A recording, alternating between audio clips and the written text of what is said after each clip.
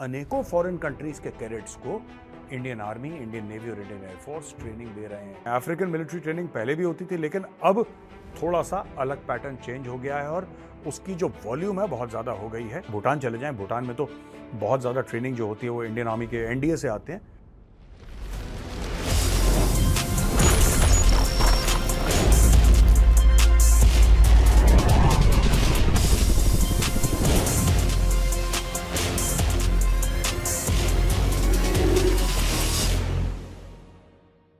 जय हिंद दोस्तों, मैं हूं मेजर गौरव आर्य और आप देख रहे हैं चाणक्य डायलॉग्स।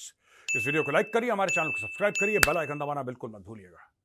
दोस्तों, आज बात करेंगे फौज की ट्रेनिंग की। फौज किस तरीके से विदेशी ऑफिसर्स को ट्रेन कर रही है, किस तरीके से फौज विदेशी सेलर्स, एयरमैन और सोल्जर्स को ट्रेन कर रही है। जब मैं फौज में था दोस्तों, तो हमारे साथ एकेडमी में, ओटीए में 1993-1994 में कोई फॉरेन कैडेट नहीं था, लेकिन बाद में जब मैं गया तब मैंने देखा वहां पे फॉरेन कैडेट्स थे। हमारे टाइम पे नहीं होते थे, बाद में हुए ये फॉरेन कैडेट्स। अभी मैं गया 4-5 साल पहले, तब मैंने ये बात देखी थी। और हमारे साथ वायोज में जो यंग ऑफिसर्स का कोर्स होता है, जो मैंने नवंबर 1994 में करा था, 3 महीने का कोर्स होता है मऊ में, इंदौर के बगल में एक जगह मऊ, वहां पे मैंने करा था 1994 में। तब भी मैंने देखा था कि कुछ अफ्रीका के स्टूडेंट्स आ रखे थे और कुछ श्रीलंका के थे, लेकिन वो जो मात्रा थी उनकी वो बड़ी कम थी। अब ऐसा लगता है कि जैसे एक बाढ़ सी आ गई है। अनेकों फॉरेन कंट्रीज के कैडेट्स को इंडियन आर्मी, इंडियन नेवी और इंडियन एयरफोर्स ट्रेनिंग दे रहे हैं। कोई जहाज चलाने की, कोई सबमरीन की, कोई वॉरशिप की। कोई कह रहा है कि हम तुम्हें counter insurgency and jungle warfare की ट्रेनिंग देंगे, जो वेरांगटे में है CIJW, वहां पे ट्रेनिंग चल रही है। किसी के हाई एल्टीट्यूड वॉरफेयर में चल रही है। अलग अलग लोगों को अलग अलग पैकेजेस दे के, अलग अलग, जिसको कहते हैं कि ना स्पेशलाइजेशंस में दोस्तों, उनकी ट्रेनिंग चल रही है। आज की रिपोर्ट का ये बहुत बड़ा हिस्सा है। रिपोर्ट में और भी कुछ है, लेकिन ये बहुत बड़ा हिस्सा है। ये देखिए साहब, advance weapon system, diesel electric submarines, supersonic fighter jets, इन सब में इंडिया लोगों को ट्रेन कर रहा है। और ये कैडेट हैं, ये गल्फ कंट्रीज के हैं, ये आसियान कंट्रीज के हैं, अफ्रीका के हैं और नेबरिंग कंट्रीज के हैं। राइट। नेपाल से बहुत लोग आते हैं, और नेपाल से तो ऑफिसर्स इंडियन आर्मी में भी हैं, नेपाल ओरिजिन के, जो नेपाल के सिटीजन हैं, वो इंडियन आर्मी में एज ऑफिसर्स भी कमीशन होते हैं। और दोस्तों, बाकी कंट्रीज के कमीशन नहीं होते। They might train with the Indian army, but they are not commissioned into the Indian army. But having said that, ये बहुत जरूरी चीज है जानना कि आसियान कंट्रीज हैं, अफ्रीका है, गल्फ है, अब इसमें से भरमार सी इनकी होने लगी है। जो हमारे टाइम पे होता था और अब होता है, उसमें जमीन आसमान का। हमारे टाइम पे भी होता था, ऐसी बात नहीं है। IMA में जाते थे फॉरेन कैडेट्स। आपको पता नहीं ये बात पता है कि नहीं पता है, एक स्टैनिक्जाई करके अफगान तालिबान के हैं। स्टैनिक्जाई उस जमाने में वो अफगान आर्मी में थे, वो तालिबान में बाद में गए, वो अफगान आर्मी में थे। वो आए, उनकी ट्रेनिंग स्टैनिक्जाई, आज की तारीख में वो, I think he is the deputy foreign minister of in the Taliban regime, deputy foreign minister ऐसी कुछ है। He was trend at the IMA and is very senior. मुझसे तो खैर बहुत ज्यादा सीनियर है वो। तो दोस्तों, ये तो स्टोरी थी, लेकिन कोई ऐसा बोले कि ये अभी शुरू हुआ है, अभी शुरू नहीं हुआ, लेकिन जितनी गति आई है पिछले 7-8 सालों में, वो मानने वाली। अब देखिए, सऊदी अरेबिया की जहां तक बात करें, मैं आपको कंट्री वाइज बताता हूं। जो सऊदी अरेबिया है, वहां के 76 कैडेट्स आए हैं, 76 कैडेट्स आए हैं किंग फहद नेवल एकेडमी से। और सी ट्रेनिंग इन्होंने सदर्न नेवल कमांड कोच्चि में इन्होंने शुरू कर दी। भाई, कोच्चि में इनकी ट्रेनिंग शुरू हो गई है। टोटल 76 सऊदी कैडेट्स आए हैं। Following the visit of Saudi navy chief admiral Fahad Abdullah S Al Gufaili. तो गुफैली साहब ये आए थे जनवरी में, और आप देखिए वो जनवरी में आए, ओके हुआ, डन हुआ। जून के महीने में ऑलरेडी उनकी ट्रेनिंग चल रही है। 76 सऊदी कैडेट्स आए हैं। मैंने नहीं देखा एक साथ इतने इतने कैडेट्स आए और जो वहां पे रेगुलरली ट्रेनिंग कर रहे हैं। सदर्न नेवल कमांड जो कोच्चि में है, उसके साथ ये लोग ट्रेनिंग कर रहे हैं। अच्छा, प्रोग्राम में बेसिक सीमैनशिप है, सिमुलेटर बेस्ड ट्रेनिंग है ड्यूरिंग हार्बर फेज, और इसमें प्रैक्टिकल सी एक्सपोजर है। और this is the second Saudi Royal Navy batch after 55 cadets trained in May-June last year. तो पिछले साल भी 55 की ट्रेनिंग हुई है, इस बार 76। अब लगता है कि 100 एक साथ ट्रेन करेंगे ये लोग। अब दोस्तों आते हैं अफ्रीकन मिलिट्री ट्रेनिंग में। अफ्रीकन मिलिट्री ट्रेनिंग पहले भी होती थी, लेकिन अब थोड़ा सा अलग पैटर्न चेंज हो गया है और उसकी जो वॉल्यूम है बहुत ज्यादा हो गई है।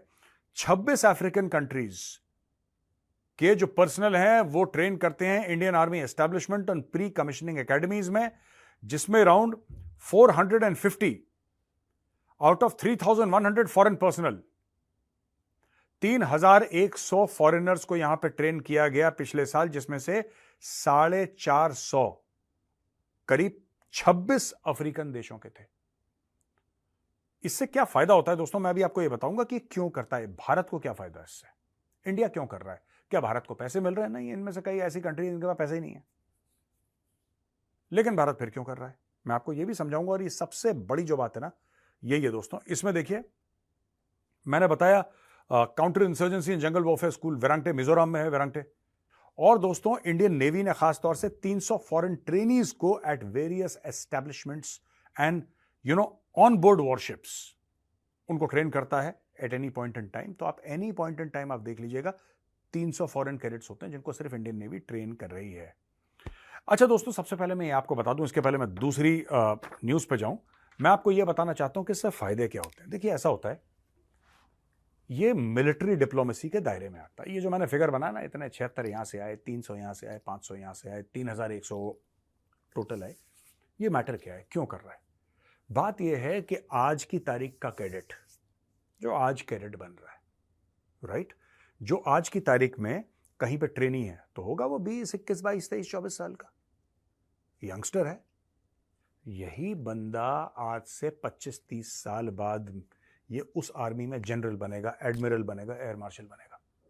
और जो फौज का, मैं आपको बता दूं, जो फौज की कमराडरी होती है ना, फौज की टोटल जो ब्रदरहुड होती है, क्योंकि आपको इतनी मुश्किलों में डाल देते हैं कि जो आपकी दोस्ती यारी भी बनती है ना, वो बड़ी पक्की टाइप की बनती है फौज में। और ये कभी नहीं, मैं आपको बताता हूं, अगर आप भूटान चले जाएं, भूटान में तो बहुत ज्यादा ट्रेनिंग जो होती है वो इंडियन आर्मी के एनडीए से आते हैं। तो एनडीए में स्क्वाड्रन्स होती हैं, वहां पे तो स्क्वाड्रन के अलग से गेट टुगेदर हो रहे हैं। भूटान आर्मी के पता लगा अल्फा स्क्वाड्रन का अलग है, हंटर स्क्वाड्रन का अलग एक एक गेट टुगेदर हो रहा है। बहुत बहुत तगड़ी बॉन्डिंग होती है। और ये काम अफ्रीका में भी है, ये काम आसियान कंट्रीज में भी है, गल्फ में है, बांग्लादेश में है, श्रीलंका में।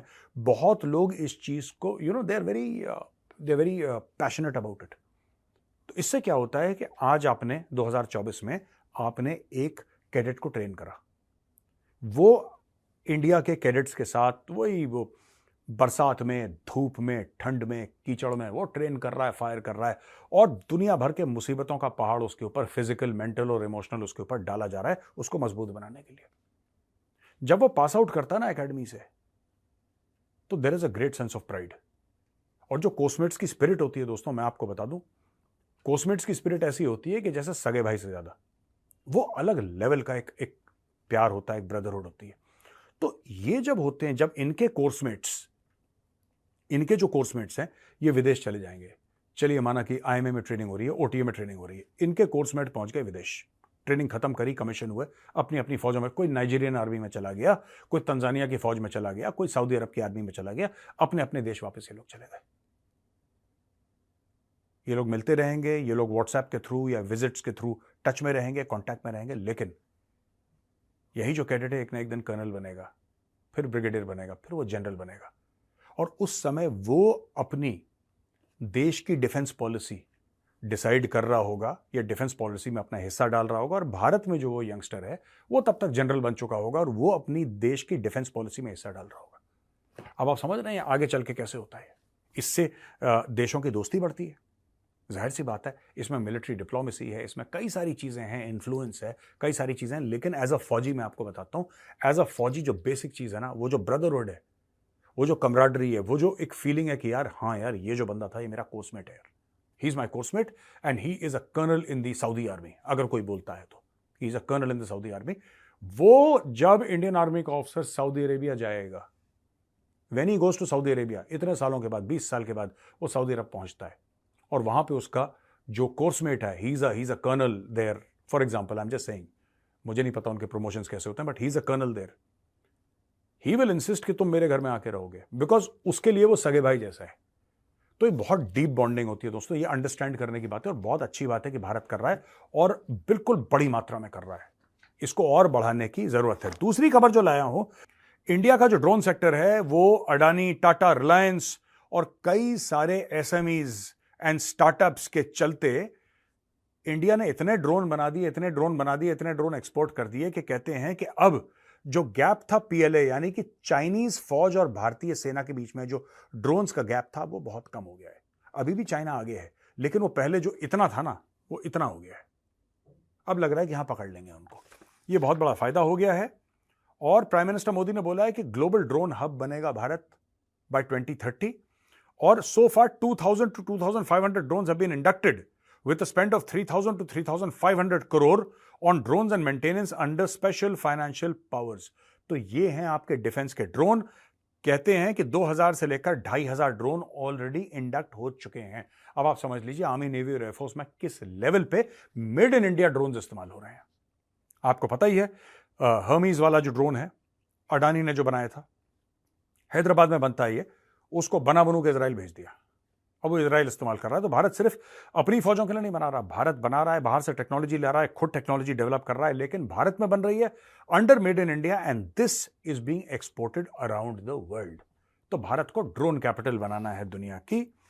और इसमें एक और खबर है दोस्तों की, हम जब ड्रोन की बात कर रहे हैं तो ऐसा हो नहीं सकता कि हम फाइटर एयरक्राफ्ट की बात ना करें। ठीक है दोस्तों, फाइटर एयरक्राफ्ट की बात ना करें। और कहते हैं कि डील लगभग पक्की हो गई है। जो 26 राफेल एम यानी कि मरीन यानी कि नेवी के लिए जो एयरक्राफ्ट कैरियर से उड़ेंगे उनकी डील पक्की हो गई है। प्राइस के बारे में लोग फिर बात कर रहे हैं कि लगभग इतनी होगी, लगभग इतनी होगी। Nobody knows, but what they are saying is that total deal तकरीबन 40,000 करोड़ की है, 26 राफेल एम फाइटर्स की। अच्छा, अगर आप पर यूनिट कॉस्ट इसकी देखते हैं तो आपको हो सकता है ऐसा लगे कि साहब ये जो हमने एयरफोर्स के लिए राफेल लिए थे क्या उससे महंगे नहीं है?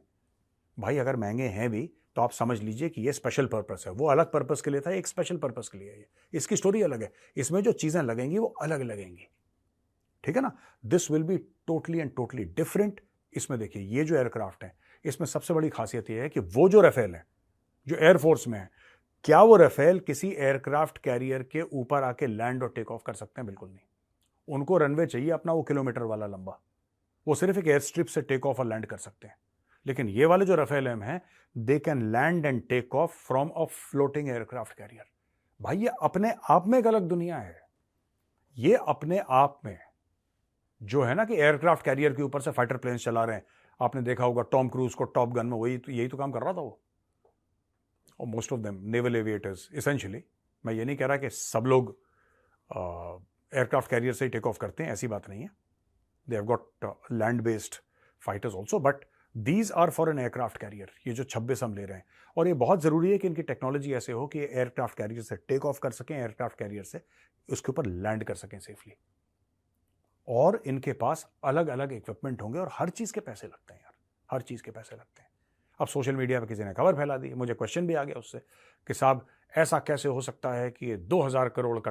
एक तो बात यह है कि ये जो फिगर्स मैं दे रहा हूं आपको ये अभी फाइनल नहीं हुआ है, ये मोटा मोटी मीडिया बात कर रही है।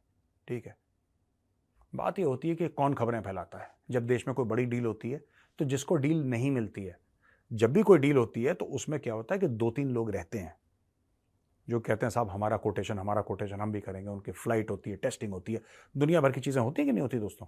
हर चीज़ होती है। हम भी जब बाजार में कोई चीज़ खरीदने जाते हैं 2-3 दुकानों में पता लगाते हैं। तो वैसे ही जब फौज खरीदती है तो बोलती है अच्छा आपका क्या कैपेबिलिटी है आपके प्लेटफॉर्म की, क्या प्राइस है आपके प्लेटफॉर्म का, ये फौज पूछती है। और फिर इन दोनों को मिला मुलू के एक अच्छे प्राइस में एक डील क्रैक करने की लोग कोशिश करते हैं। That is the entire idea. पर जिसको डील नहीं मिलती है, जिसको कॉन्ट्रैक्ट नहीं मिलता है, उसका मुंह सूज जाता है और फिर वो उल्टी सीधी अफवाहें फैलाता है। ये बात हमने तब भी देखी थी जब सरकार ने पहली बार राफेल खरीदा था। इसमें भी जो दूसरी पार्टी थी जिसको कॉन्ट्रैक्ट नहीं मिला, वो भारत में कुछ लोगों के साथ मिलकर उन्होंने खूब अफवाहें उड़ाई, मतलब दुनिया भर की। Right, they were critical, they were this, इसने ये कर दिया, इसने ये कर दिया। फिर एंड में जब सुप्रीम कोर्ट ने बोला गेट आउट, फिर सब लोग गेट आउट हो गए। तो दोस्तों अब हम आते हैं क्वेश्चन एंड आंसर्स पर। प्रखर सिंह का सर, क्या इंडिया को मर्सनरीज बना के उनका इस्तेमाल करना चाहिए पाकिस्तान में और बाद में हाथ भी झाड़ सकते हैं जस्ट लाइक अमेरिका? बिल्कुल नहीं करना चाहिए। राइट, क्योंकि मर्सनरीज वो जो है ना वो आपके देश में भी फसाद डालेंगे। आपको मर्सनरीज को हथियार देने पड़ेंगे, आपको उनको सोफिस्टिकेटेड वेपन्स देने पड़ेंगे। और मर्सनरीज इतने डिसिप्लिन नहीं होते जितने फौजी होते हैं। आपको पता है, एटलीस्ट इन पीस टाइम, मैं कश्मीर वगैरह की बात नहीं कर रहा, but in peace time even फौजीज जब उनकी ड्यूटी खत्म हो जाती है, जो हथियार वाली ड्यूटी होती है, तो वापस कोर्ट में आके जमा करते हैं उसको, आर्मरी में आके जमा कर देते हैं। ऐसा नहीं कि वो हथियार लेके जा रहा है, अपने लाइंस में जा रहा है, अपने कहीं पे बैरक्स में जा रहा है और वहां पे सो रहा है, वहां पे बगल में उसका हथियार है, ऐसा नहीं होता है। It's not like that. Operational area में अपने पास जैसे जैसे रिक्वायरमेंट होती है वैसा होता है। तो आप अगर मर्सनरीज आप कर लेंगे तो आप इनको कंट्रोल कैसे करेंगे यार? और आपको नहीं चाहिए पाकिस्तान के लिए। Pakistan is best ignored. Ignore करें आप पाकिस्तान को मैक्सिमम पॉसिबल, जो भी करना है। और पाकिस्तान को हमें क्यों ठोकना है यार? पाकिस्तान के अंदर पाकिस्तान को ठोक रहे हैं। Why should we waste our time and money on this?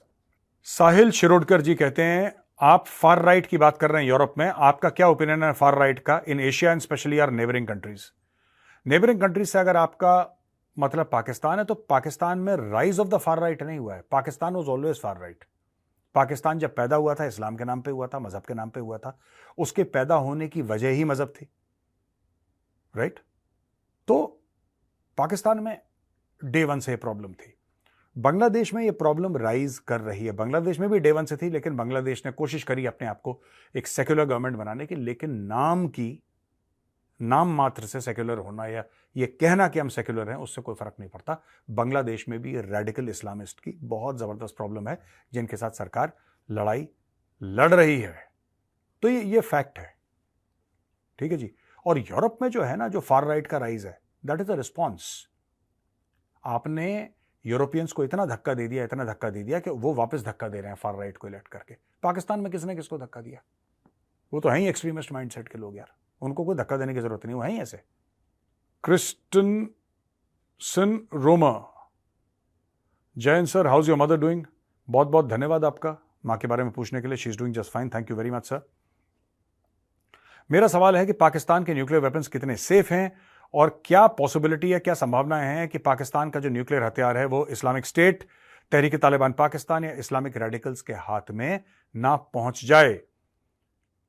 और अगर पाकिस्तान में सिविल वॉर हो जाता है तो इंटरनल सिक्योरिटी और भारत पे उसका क्या फर्क पड़ेगा? दो सवाल आपने पूछे। पहला सवाल यह है कि कोई जरूरत नहीं है कि पाकिस्तान के न्यूक्लियर वेपन्स तहरीक तालिबान पाकिस्तान, अलकायदा या इस्लामिक स्टेट के हाथ में जाएं। पाकिस्तानी आर्मी खुद ब खुद बहुत रेडिकलाइज्ड आर्मी है।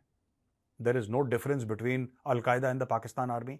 दे आर इक्वली रेडिकलाइज्ड।